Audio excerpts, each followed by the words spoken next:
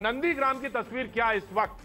प्रीति रघुनंदन हमारे साथ स्टूडियो में मौजूद है। नंदीग्राम की तस्वीरों पर मैं बढ़ूं, मैं आपको वो तस्वीर बताऊं, लेकिन जो इनिशियली जानकारी है वो ये कि नंदीग्राम के जो अधिकारी हैं वो इस वक्त मेरी जानकारी के मुताबिक आगे चल रहे हैं। तो ये ममता बनर्जी के लिए झटका हो सकता है, क्योंकि ये वो जगह थी जहां पर पूरा फोकस टीएमसी का चुनाव के दौरान इसी क्षेत्र पर था, इसी नंदीग्राम विधानसभा सीट पर था। और ये प्रतिष्ठा का प्रश्न न सिर्फ टीएमसी के लिए था प्रतीक, बल्कि खुद ममता बनर्जी के लिए था। और उन्होंने बीजेपी की उस चुनौती को स्वीकार किया था जिसमें उन्होंने कहा कि आप दो जगह से कैसे लड़ सकती हैं, भवानीपुर और नंदीग्राम से। तो उन्होंने उस चुनौती को स्वीकार किया। इसमें सबसे बड़ी बात यह कि छठे राउंड की जो काउंटिंग हो रही है प्रतीक, उसमें शुवेंदु अधिकारी आगे चल रहे हैं 7,262 वोटों से, 7,262 वोटों से आगे चल रहे हैं प्रतीक। तो आप समझिए कि इस चुनौती को स्वीकार करने के बावजूद नंदीग्राम की जनता बहुत ज्यादा वेटेज देती हुई 7 राउंड की वोटिंग में नहीं दिख रही है ममता बनर्जी को, और शुवेंदु अधिकारी आगे हैं जिनका वो गढ़ कहा गया है।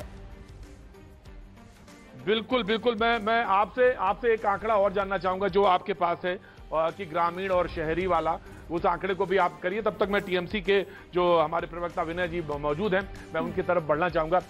विनय जी, दो चीजें तो बहुत साफ सी दिख रही हैं।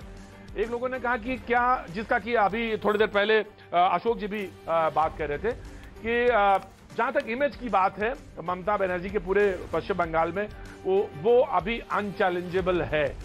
लेकिन अगर आप नंदीग्राम में सामने मुश्किल फेस कर रहे हैं, चलिए मैं बात मानता हूं कि चुनाव अभी बहुत गणना जो छठे राउंड की है और करीबन 15 राउंड होने हैं, तो अगर बहुत इनिशियल भी है तब भी अगर आप डिफिकल्टी फेस कर रहे हैं तो ये तो सेटबैक होगा, बड़ा सेटबैक है अगर लगा नंदीग्राम में, जिस हिसाब से अभी तक लग रहा है शुवेंदु अधिकारी का। देखिए प्रतीक जी, पहले तो मैं आपके न्यूज 18 चैनल के सभी व्यक्तियों को के प्रति आभार व्यक्त करता हूं और अभिनंदन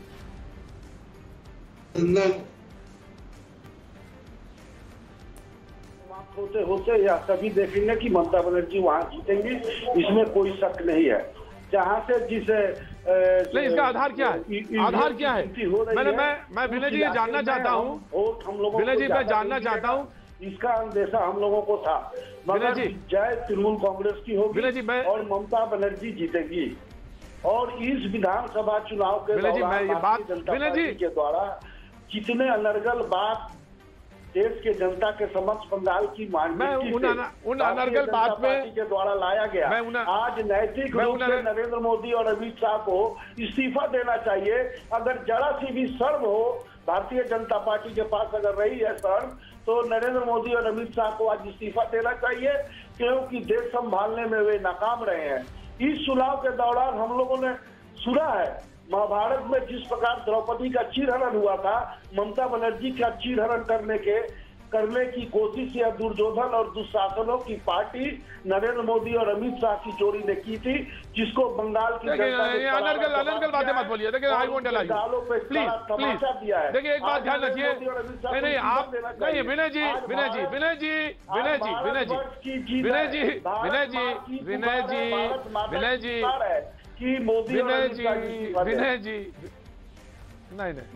जी आप बहुत मैं आपको जानता हूं, मैं चुनाव में मुलाकात हुई और इस बात को कहते चले जाना, लगातार बोलते चले जाना और इस बात पे ना ध्यान देना कि हम क्या बोल रहे हैं, ये भी ठीक नहीं है, ये बिल्कुल ठीक नहीं है। और ये पहला चुनाव तो है नहीं, पहला तो चुनाव है नहीं, और जो त्रासदी झेल रहे हैं उसको तो हम सब देख रहे हैं, उसको तो हम सब जान रहे हैं, और उसका परिणाम सारे लोग भोगेंगे, सारे लोग भोग रहे हैं, रादर ये कहना चाहिए भोग रहे हैं हम सारे लोग, तो हमको मालूम है। जफर इस्लाम साहब, यू वांट टू रिस्पॉन्ड?